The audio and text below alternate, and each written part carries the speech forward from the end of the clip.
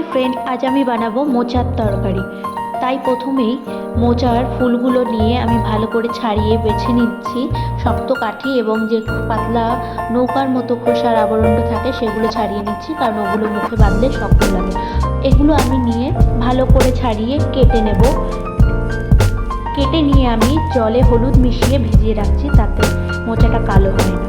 আমার হলুদ একটু কম পড়ে গেছিলো, তাই আমি আবারও দ্বিতীয়বার হলুদ দিয়ে ভালো করে মিশিয়ে রাখছি, তাতে মোচার কালারটা কালো হয়ে যায় না। পরের দিন সকালে আমি এটাকে ভালো করে ধুয়ে পরিষ্কার জলে কড়াইয়ে গরম জল বসিয়ে তার মধ্যে সেদ্ধ হওয়ার জন্যে দিয়ে দিলাম। এটা যতক্ষণ সেদ্ধ না হবে ততক্ষণ এর আসল মজাটাই আসবে না। তো আমি এটা সেদ্ধ হওয়ার জন্য বসিয়ে দিলাম এবং গ্যাসটা আমি অন করে দিচ্ছি।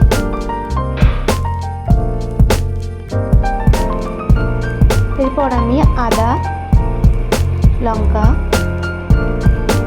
জিরে, পেঁয়াজ আর কয়েক টুকরো রসুন দিয়ে ভালো করে একটা পেস্ট বানিয়ে নেব। এদিকে মোচা আমার সেদ্ধ হয়ে গেছে, আমি একটু হাতে নিয়ে দেখে নেব যে সেটা গলেছে কিনা।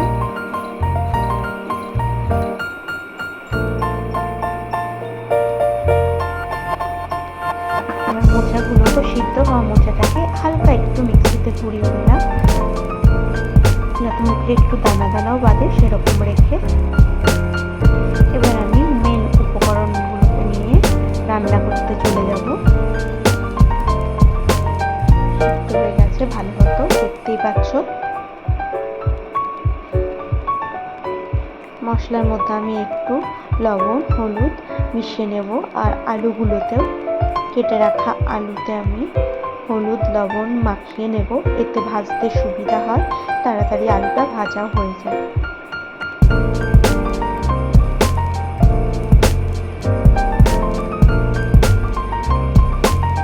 এবার আমি কড়াইয়ে তেল বসিয়ে নেব।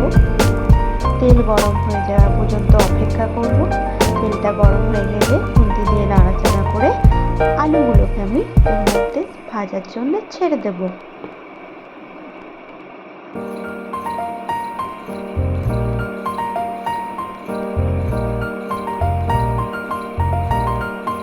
আলুগুলো লাল লাল হওয়া পর্যন্ত অপেক্ষা করব।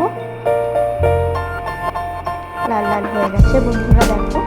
এবার আমি এর মধ্যে মশলাটা দিয়ে দেব। মশলাটা দিয়ে কষাতে থাকবো একটু। মশলাটা তেল ছাড়া পর্যন্ত অপেক্ষা করব।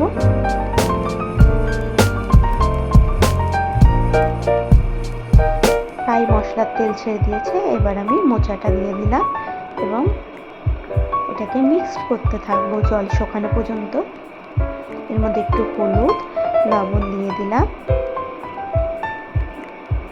আর একটু আমি দিয়ে দেবো গরম মশলা, আর নামানোর আগে দিয়ে দেবো ঘি।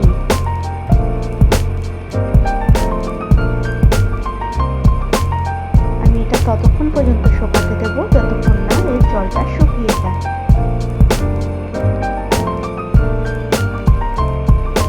ভালো করে নেড়েচেড়ে আমি মিক্স করে নেব এবং শুকিয়ে নেব। ঘি দিয়ে পরিবেশন করবো এবার।